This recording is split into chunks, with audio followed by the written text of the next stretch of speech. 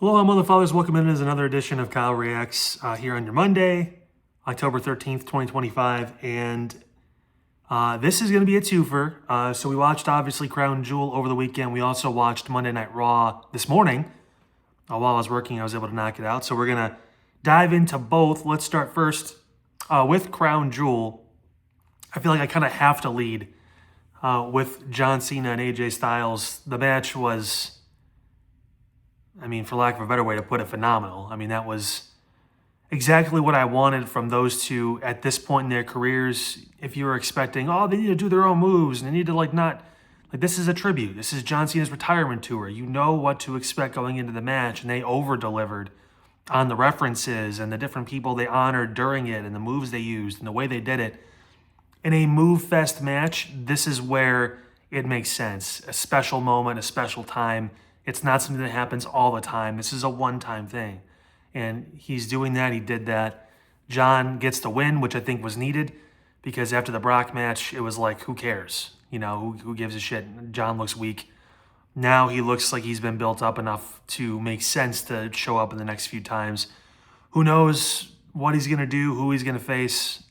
They are saying he's going to top it. I don't know. But all I can tell you is the match with AJ was fantastic. It was great from start to finish. Even in the intro, that surprised AJ because he actually gave him an intro too. The amount of respect he has for him. And AJ gave John his last real amazing 5-star quality match back in 2017 at the Royal Rumble. That was still one of the best matches I've ever seen. So the fact that they did this, they had that moment, was great. And now AJ gets to move on. And next year will be his last year. So we'll see. At least in WWE, who knows where he'll pop up next, but you never know. Rest of the card, the right people won.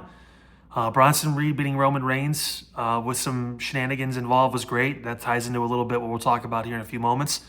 Other side of things, with all of this, Seth Rollins and Stephanie Vaquer both winning the Crown Jewel titles made a lot of sense in the moment. Seth needed that win over Cody to really assert his character as that lead guy, and Stephanie, I just didn't really see a way and why she would lose. Tiffany can lose that match and not lose much because SmackDown is kind of barren when it comes to her challengers. Now on this side, with Stephanie possibly looking at Roxanne, that could be a thing. And then who knows what else will be. There's a lot more possibilities, at least currently, for Stephanie, and she needed that win to keep her trajectory going up because Tiffany's as high as she's going to get. Stephanie still has more room to get even bigger. So excited for that. And overall, the card itself was pretty good. The only match I didn't really watch too closely was the Rhea Ripley tag match, just because I knew she was going to get the home crowd mumbo-jumbo stuff, which is fine. But yeah, that was overall a pretty good show. Normally Crown Jewel's in Saudi Arabia, so I kind of tuned it out. But this year in Perth, so I decided I really wanted to watch it, and it was worth it. Granted, it was a day later because it was early in the morning, but I still watched it. So speaking of watching it early, Raw, this morning, man, elephant in the room. Seth Rollins gets speared by Braun Breaker. He gets tsunami by Bronson Reed. Paul Heyman stands with the two disciples. It's almost like this has happened to Seth before at some point. It's crazy. I don't know why at this point. And this also puts War Games in an interesting spot because I don't really know what the plan was going to be if the vision wasn't on one side. I guess, the Judgment Day could always be the one, and they could just put together an all-star team. But even then, it just doesn't feel like it has the same pop as this group did. They never got to add a third man or a fourth man in this situation. Seth gets booted, essentially. This reeks of Judgment Day, Edge. The only difference is they gave this one 6 months instead of, maybe 2 months, if that, with the original Judgment Day. Braun Breaker is your new Finn Balor. Bronson Reed is your new Damian Priest. Still waiting on the Dom. That could be Austin Theory. That could be somebody else. I have a theory that someone will be joining Braun and Bronson at some point. I don't know who. Or Seth will recruit one more person to face them, and it could be Austin Theory. It could be one of those guys that he's had a connection to in the past. Seth Rollins is a babyface now. With CM Punk as his number one contender seems kind of strange. Is it possible to break these guys off and have them both still be heels? Yes, but at the same point, too early. I think it was too late for this. I don't know why they decided to pull this trigger. I'm sure at some point it will come out why, but this was too soon. There was still a lot to be told with that group. And they finally got the rhythm. Seth finally got the title. It was starting to make a lot more sense as to why they want to be with him. They could have went for the tag titles. There could have been a whole thing and lead up to it. But I know they're going to play the Braun Breaker. You know, when you were out for that month or whatever it was, you know, I led this group and we were doing just fine. And, you know, I proved to Paul I can handle it. And now the future's now. I mean, the story is there, but at the same point, it's still just too early. I wish they would have waited and gave Seth a full run with this group instead of pulling the plug after 6 months because you think you don't want to wait on Braun Breaker anymore. And Bronson Reed is Bronson Reed. He's great. I still don't think he's a main event level talent. I think he's upper mid card. He could win a world championship at some point, but he's kind of like, I liken him to Jey Uso. He's got a lot of the persona. He's got a lot of the look.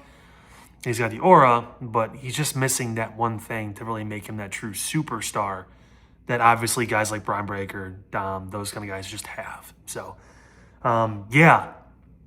Other than that, Raw was okay. There wasn't anything too crazy. Bayley looked fantastic. That was fun. I'm sure Anthony will enjoy that. But there wasn't a lot else on the show, and it was kind of like wondering, like, okay, no one came out for Seth in his first talk. He got really vulnerable with the two guys, talking about how it was the best moment, one of his best moments of his life to see them grow. And I mean, that's the story throughout the show. It was an arc throughout the entire show of the highest of the highs, and now for Seth, the lowest of the lows. Who the hell knows what he's going to do come next Monday? I don't know. I mean, he got everything for 1 day, 2 days, whatever it was, and now he's back down to square one he's by himself. He said it himself. He didn't need anybody. Well, now he doesn't have anybody again. So, and his wife is facing Maxine Dupree next week for the Intercontinental title. So that's all you need to know. But other than that, like I said, show was okay. There were some good spots here or there, but nothing really stood out. Nothing was really bad. But yeah, like I said, we're kind of just in this holding pattern now until War Games. I don't know what they're going to do. We'll see how SmackDown goes. Maybe it's the Solo Sikoa group that is the one that takes over that match. Who knows? But the Vision apparently is out. So I guess we'll find out and we'll see. Yeah, that's going to wrap it up for me on this Kyle Reacts, covering both Crown Jewel and Monday Night Raw, just because Monday, there really wasn't that much this morning of any significant story moving besides, as I mentioned, Stephanie and Roxanne could be a thing. Dom getting Rusev now. And the Judgment Day shenanigans all getting involved. I mean, other than that, not a lot going on. Punk's the number one contender for the title, but again, what's the state of all of that situation? We'll find out more next week. But until then, have a great rest of your Monday. Anthony will see you guys most likely tomorrow night or Wednesday morning for the NXT reacts, and then of course the full episode of the podcast coming out every Thursday or Friday. Probably going to be, I would imagine, Friday this week. So until then, guys, have a good rest of your Monday, and I will see you on the next time here on Kyle Reacts.